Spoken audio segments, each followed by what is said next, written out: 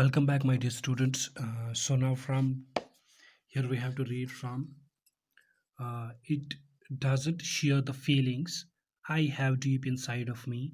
It hasn't any metaphors and not one simile. Okay, so it doesn't share the feelings.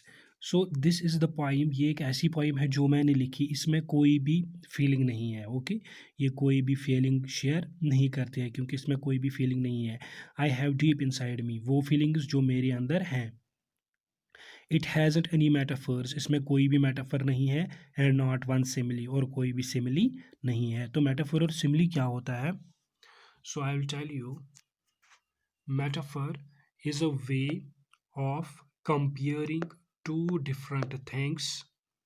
For example, Rustum was a lion on the battlefield.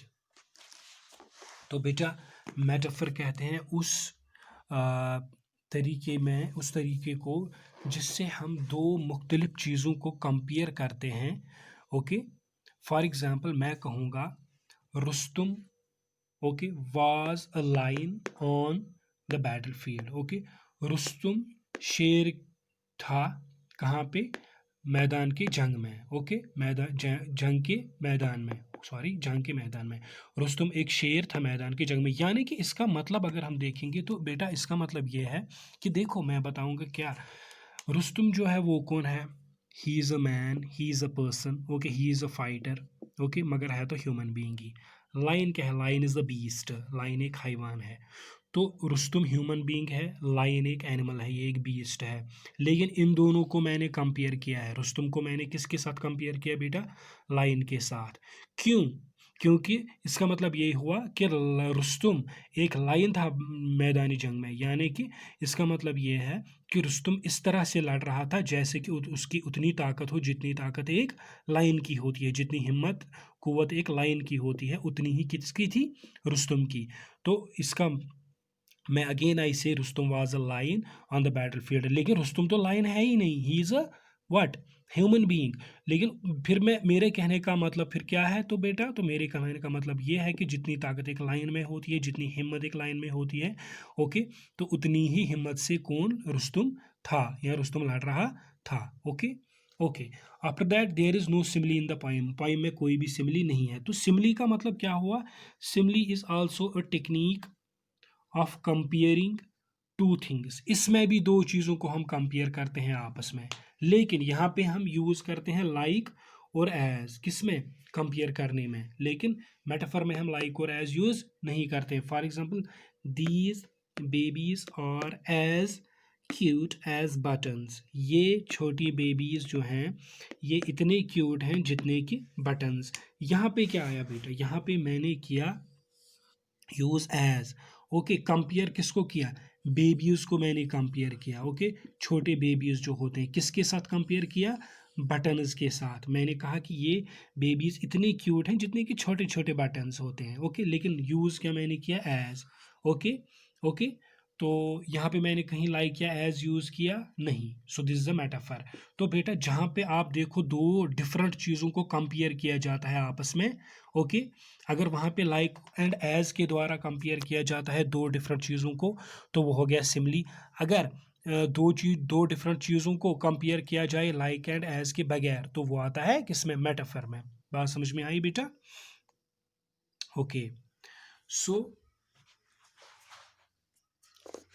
या दूसरी भी example मैं अगर आपको दे दूं, यहाँ पे बेटर एग्जांपल है। फॉर एग्जांपल मैं लिखूंगा he is a lion. Okay, he is as brave as lion. अब यहाँ जो है, यहाँ भी तकरीबन वही माने है कहने का और यहाँ पे भी वही तकरीबन माने है कहने का। क्या माने? तकरीबन तकरीबन तकरीबन तकरीबन मैं कहता हूँ कि सेम ही है। ही इज़ ए लायन, इसका मतलब हो गया वो एक शेर है। ही कौन है? ये ह्यूमन बीइंग है। कोई नाम है, राम है, आदिल है, सुरेश है, कोई भी, वो एक शेर है। लेकिन वो शेर नहीं है, वो एक ह्यूमन बीइंग है। फिर मैंने क्यों कहा ही इज़ ए लायन? फिर ये गलत सेंटेंस है।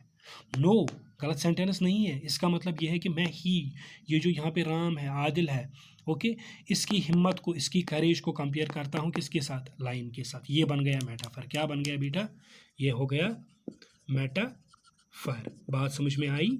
ओके। अच्छा, अब he is as brave as a lion, इसका मतलब है वो आदिल, ABC कोई भी बंदा इतना ब्रेव है, इतना बहादुर है जितना कि एक शेर।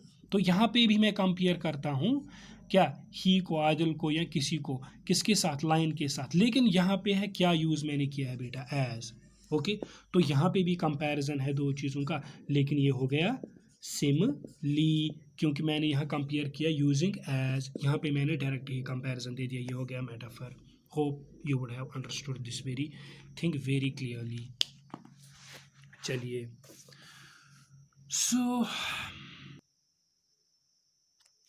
सो it's missing any narrative. Okay, कहीं ना कहीं ये नैरेटिव को भी मिस कर रहा है। Narrative means art of telling a story. Okay, alliteration too, इसमें कोई भी एलिट्रेशन नहीं है बेटा। एलिट्रेशन आपको मैंने पिछले पोइम्स में बार बार रिपीट किया है। Alliteration is the repetition of the consonant sounds. Okay, alliteration for example अगर मैं आपको एलिट्रेशन की एग्जांपल दूं यहाँ पे, तो एलिट्रेशन हो गया जिसमें कॉन्सोनेंट साउंड्स जो हैं उनको रिपीटिशन हो। Okay, for example she was collecting seashells from the shore। Okay, जो यहाँ पे जो श की आवाज़ है, श या शीन जो है, हाँ, श की आवाज़ वो रिपीट होती है, श। ओके, एंड दिस इज शोर, श। So this is the consonant sound श। ओके, यहाँ पे she was collecting the sea shells from the shore. तो ये जो ये श की साउंड है ये रिपीट होती है, जो कि कॉन्सोनेंट साउंड है, इसको बोलते हैं अल्ट्रेशन। ओके, चलिए, उसके बाद है इट इजंट एन एक्रोस्टिक, डायमेंटी और हाइको। इसमें कोई भी एक्रोस्टिक नहीं है, इसमें कोई डायमेंटिव नहीं है। डायमेंटिव हो गया डायमंड लाइक पोइम, और हाइकू ये एक हाइकू जो है, haiku is the poem with 3 lines, usually 17 syllables. Syllables हो गए बेटा, मैं आपको यहीं पे बता दूं, अगर मैं लिखूं सेलेबल्स, फॉर एग्जांपल अगर मैं लिखूंगा अगर मैं लिखूंगा वर्ड मेटाफर। ओके, इसके कितने सिलेबल्स आ गए, एक आ गया मैं, दूसरा आ गया ट, और तीसरा आ गया फर। मेटाफर, इसके आ गए 3 सिलेबल्स। ओके, कितने पार्ट होते हैं किसी वर्ड के, उसको बोलते हैं सिलेबल्स, मेटाफर। ओके, चलिए, तो इसमें कोई सिलेबल नहीं है। ओके, ओ सॉरी, इसमें जो है ये हाइको एक ऐसी पोइम होती है जिसमें 3 लाइन्स होते हैं। ओके, यूजुअली 17 सिलेबल्स होते हैं। ओके, और ये ज़्यादातर जापान में लिखी जाती है। लेकिन अब मुझे आपको बताना है ये एक्रोस्टिक क्या है, तो चलिए हम एक्रोस्टिक दिखाते हैं। तो बेटा अगर हम एक्रोस्टिक टाइप की पोइम की बात करें तो एक्रोस्टिक क्या होता है। Acrostic is a type of poetry in which first letter of every line spells a word, and that word is usually the topic or the concept of the poem। इसका मतलब ये होता है कि एक्रोस्टिक वो टाइप की poem होती है, ये वो टाइप की पोइट्री होती है जिसमें पहला लेटर ओके हर किसी लाइन का ओके स्पेल्स अ वर्ड, वो वर्ड स्पेल करता है जो वर्ड या तो टॉपिक होता है इस पोइम का, या इस पोइम का कंसेप्ट, मेन कंसेप्ट होता है। फॉर एग्जांपल अगर मेरा कोई एक एक्रोस्टिक पोइम लिखनी है, मेरा एक फ्रेंड है उसका नाम है किरण, KIRN, किरण, तो उसके बारे में मैं लिखता हूँ। तो किरण के बारे में लिखता हूँ, देखिए बेटा मैंने लिखा पहले KIRAN Kiran, it's very easy. तो K for kind, I for intelligent, R for responsible, A for amazing, N for noisy. तो ये सब की सब जो वर्ड्स मैंने लिखे या क्वालिटीज़ मैंने लिखे या फीचर्स जो भी आप बोलेंगे, तो ये सारे के सारे मेरे इस फ्रेंड में हैं जिसके बारे में ये पोइम मैंने लिखी है। अगर मैं दूसरे एक मैथमेटिक्स के से रिलेटेड एक बात करूं, दैट इज LINE, लाइन। क्या, लाइन। तो बेटा अगर मैं डेफिनेशन पहले लाइन की बोलूं, लाइन वो होती है जिसमें कोई भी एंड पॉइंट नहीं होता है। Okay, it is like this. Okay, इसमें कोई भी एंड पॉइंट नहीं होता है।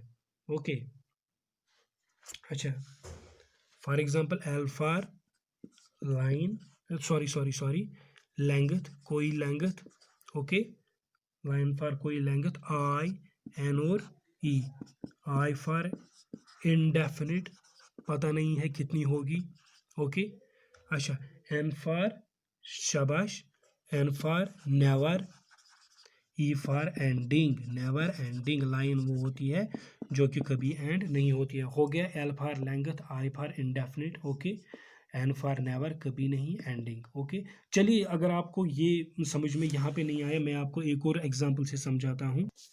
तो फॉर एग्जांपल अगर मैं लिखूंगा केक के बारे में, ओके, केक के भी बारे में, चाहे केक कॉन्सेप्ट है या टॉपिक है, इसका पोएम का टाइटल है, तो मैं लिखूंगा for example CAKE, cake, okay, ये बन गया। तो हर कोई जो लेटर है, फॉर एग्जांपल पहला पहला जो लेटर है, फॉर एग्जांपल C हो गया chocolate cake, A any time any day, keep enjoying so sweet, right, E excellent, I say, okay.